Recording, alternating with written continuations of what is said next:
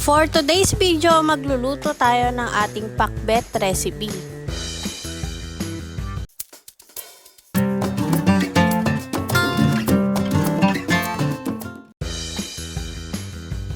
Ingredients: kailangan natin ng pakbet gulay mix, bawang, sibuyas, bagoong patis, kamatis, pepper at salt, water at oil.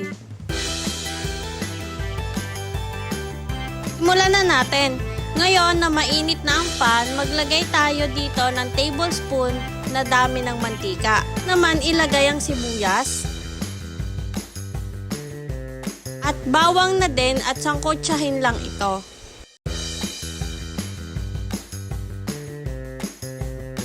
Sunod naman tayo maglagay ng gayat-gayat na kamatis. At sangkotsahin lang ito. Ngayon naman sa pakbet gulay mix, una muna nating ilagay ang kalabasa at talong. Isama na natin ito sa pagsangkotsa.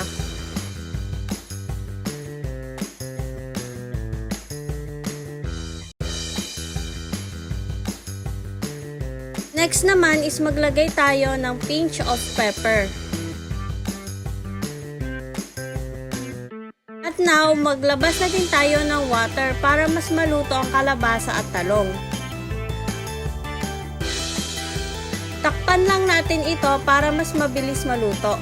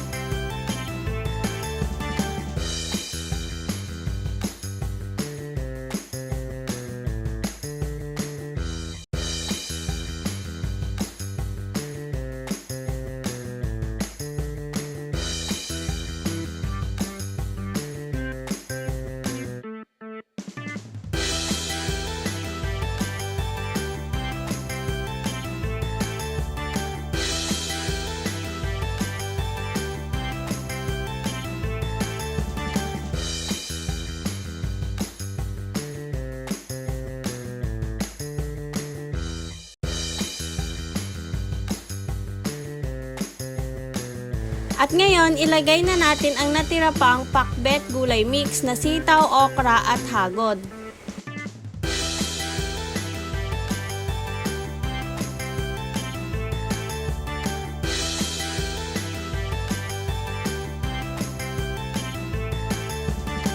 Sunod na din agad natin na maglagay ng asin at ng bagoong patis.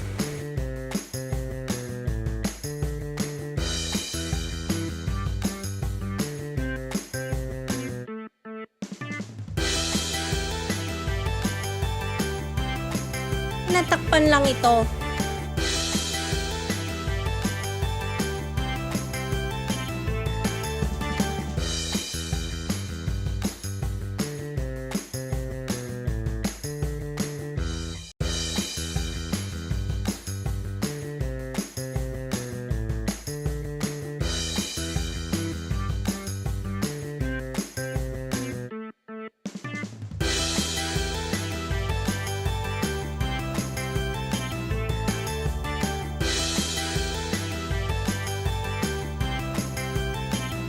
After ilang minuto na pagkulo nito, haluin lang natin to para i-check kung luto na ang gulay.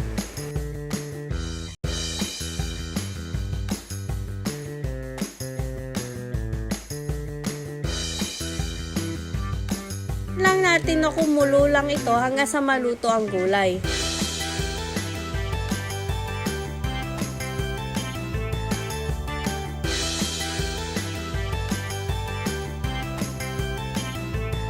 Ngayon, luto na ito. Kainan na tayo!